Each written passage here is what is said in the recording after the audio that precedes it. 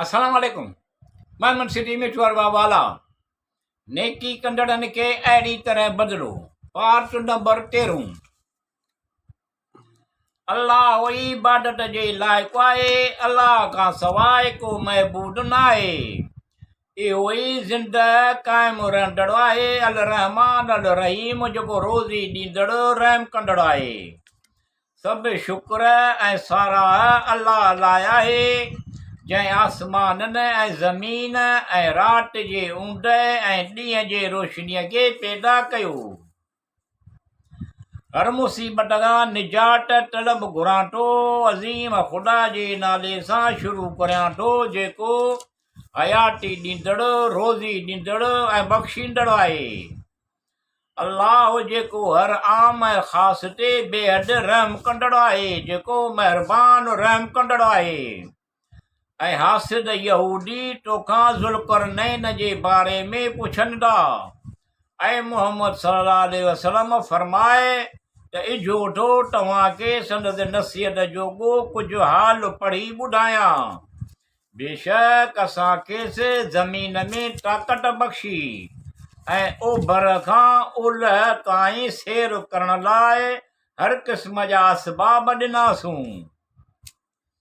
पोइ असबाब साणु करे सफ़र ते निकितो, जो जॾहिं सिज लहण जी जाइ ते पहुतो, उनखे कारी मिटी मिलियल पाणीअ जे हिक चिश्मे में लहंदे ॾिठाई, ऐं उन चिश्मे वटि हिकिड़ी क़ौम लधाई।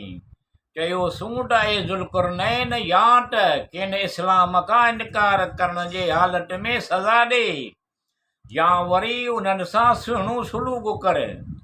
ज़ुल्करनैन चयो त इहो शख़्स जंहिं ज़ुल्म कयो, यानी शिरक खां न मुड़ियो ऐं उन ते अड़ियो रहियो, त सिघो ई खेसि क़त्ल जी सज़ा ॾींदासूं।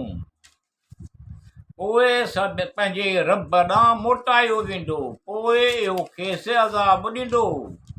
अज़ाब सख़्तु रहियो इहो शख़्स जंहिं ईमान आंदो ऐं चङा कम कयाई, त संदसि लाइ आख़िरत में अलाह ताला वटि सुहिणो बदिलो यानी जन्नत आहे, ऐं पंहिंजे मामले में खेसि आसान ॻाल्हि चवंदासूं।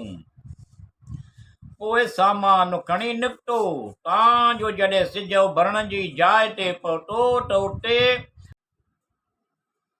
जिन लाइ असां सिज खां बचाव जो इंतज़ाम परदो न कयो, छाकाणि त काफ़र हुआ।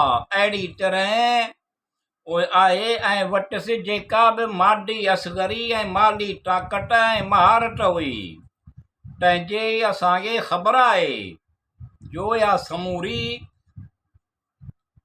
असांजी ई ॾाट हुई। पोइ सामान साणु करे सफ़र ते निकितो, जॾहिं ॿिनि जबलनि जे विच में पहुतो, त बयानु कयल ॿिन्ही क़ौमुनि खां सवाइ ॿिन्ही जबलनि जे ॿाहिरां हिक क़ौम खे लधाई, जेके का बि ॻाल्हि सम्झी न रहिया हुआ। ऐं उन्हनि चयो त ऐ ज़ुल्करनैन, बेशक याजूज ऐं माजूज ज़मीन में फितनू फ़साद कंदड़ आहिनि।